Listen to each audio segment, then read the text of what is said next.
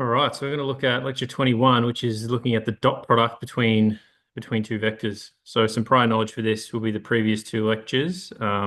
Previously, we looked at the resolution of vectors into rectangular components. And before that, we looked at defining what a vector is and introducing the whole idea. So definitely go back and watch those. For this, you'll just need some basic trigonometry as well as an understanding of Pythagoras' theorem.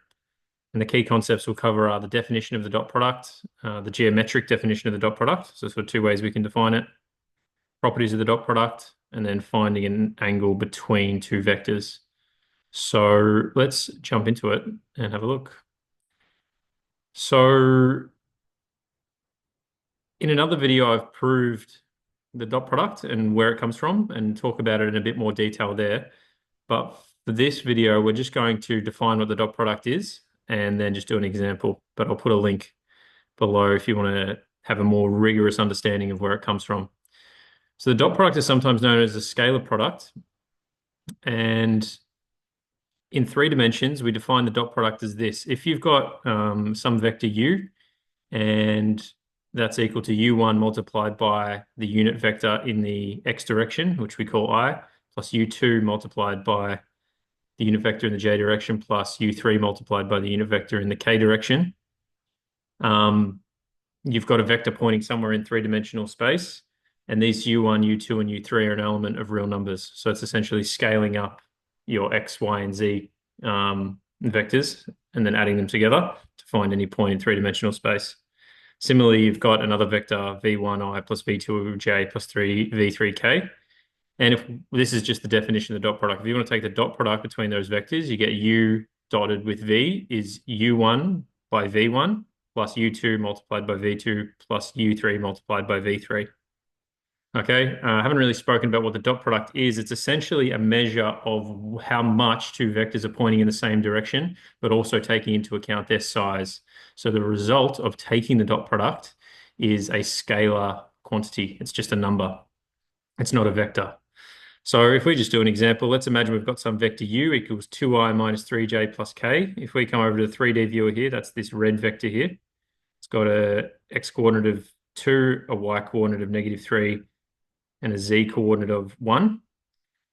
And the v vector is this blue vector, which is 4i plus j minus 2k. So that's down here. If you need to take the dot product between them, we just apply this formula. So it's 2 times 4 plus -3 times 1 plus 1 times -2 gives you 8 minus 3 minus 2, which is 3. So the dot product between these two vectors is 3, and the colors there hopefully helping you a little bit. Red and blue gives you purple, right? So the answer to the dot product between those vectors is just the number 3. It doesn't have a direction, it's just got a size.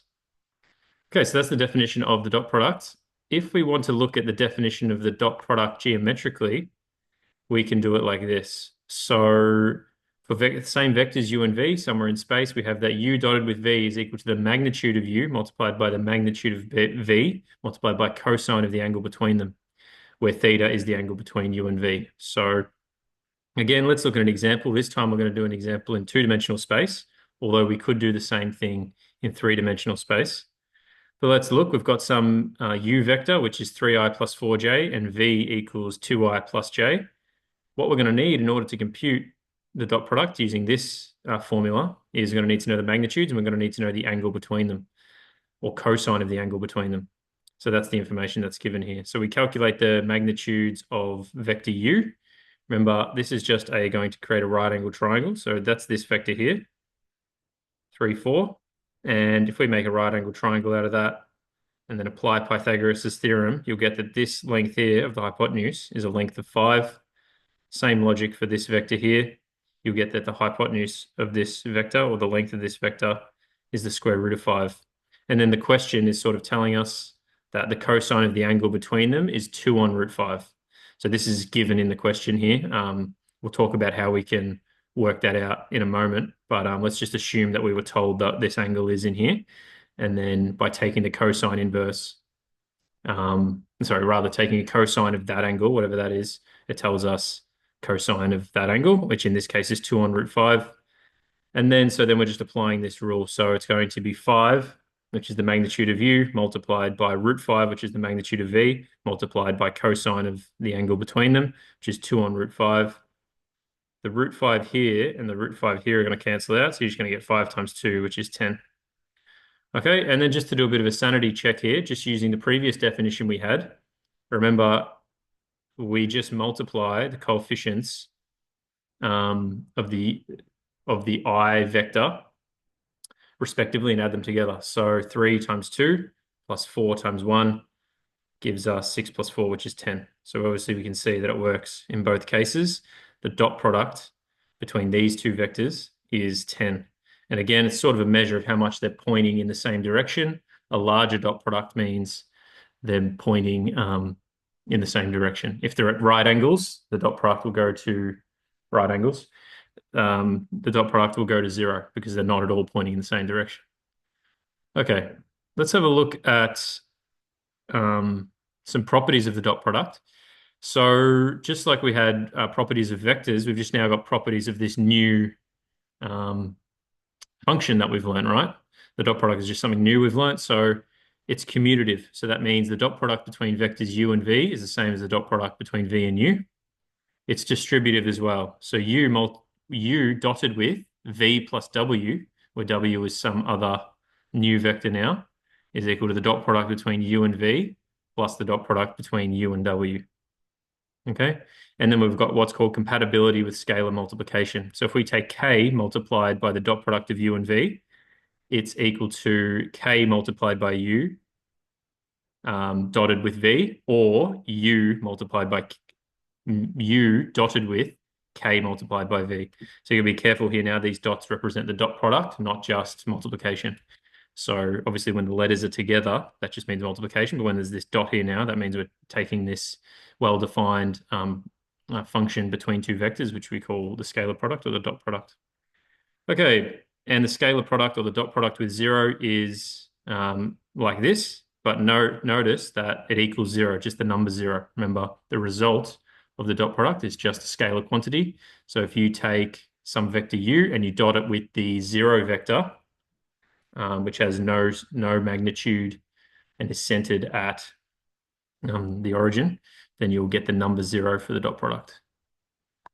Okay, very good. Let's have a look at the last thing, which is finding an angle between two vectors. So we're sort of coming back to what we spoke about before. How would we find now, given what we've just learned, if you get given two vectors, how can you find the angle between them using what we've just learned? So again, these are the two definitions that we came up with. So u and v, this is the geometric interpretation. This is the sort of algebraic interpretation, the first one we looked at. Okay, just looking at this geometric one, if we divide, let me think. Oh yeah, sorry. If we rearrange this for cosine theta, then we'll get cosine of theta equals u dot v divided by the magnitude of u multiplied by the magnitude of v. But we also know that this numerator is equal to this thing. Okay, so we can get that cosine of the angle is just equal to u1 v1 plus u2 v2 plus u3 v3 over the magnitude of u multiplied by the magnitude of v. So that's how we actually work out cosine of the angle. And then to obviously find the angle, you just take the cosine inverse of both sides. So here's an example here. I'll just talk about the gist of it. So you've got two vectors, u and v. You're going to compute the dot product just using the first interpretation. So you're just going to multiply 2 times 4 plus -1 times 0 plus 3 times -2. That's going to give you 2 as your answer. 8 plus 0 minus 6 is 2. All right, then you compute the magnitudes. Now, again, computing the magnitudes, you're just applying Pythagoras, but in 3 dimensions now. So it's the square root of 2 squared plus -1 squared plus 3 squared, which is the square root of 14. The magnitude of v is the square root of 20, and then you just apply the formula. We know that the numerator is 2, and the denominator is the square root of 14 multiplied by the square root of 20, which simplifies once you crunch those numbers to 1 over the square root of 70.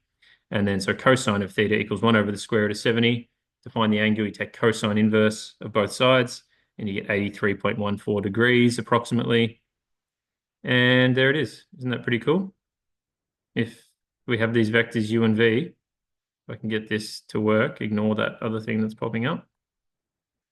I think this vector's u and this vector's v, or it might be the other way around. In any case, the angle between them is 83.14 degrees. So that is how we've found an angle between two vectors. We sort of combine both interpretations of the dot product, and then yeah, we can use that information to find the angle between any two vectors. Now, it shouldn't be a surprise, I hope, that you can still find the angle between two vectors in three-dimensional space. Remember, if you've got two vectors in space like this, there's going to be some plane, some sort of sheet of paper, you can think about it, on which they're both lying, right? So there's going to be an angle that you can draw on that plane. That would be the angle between them. So hopefully it's not a surprise that you can find the angle between two vectors in three-dimensional space. And you can clearly see here, it's more obvious to do this in two-dimensional space. But in any case, hopefully you found that useful. Please give us a thumbs up if you found anything helpful, and good luck with all your studies, and I'll talk to you soon.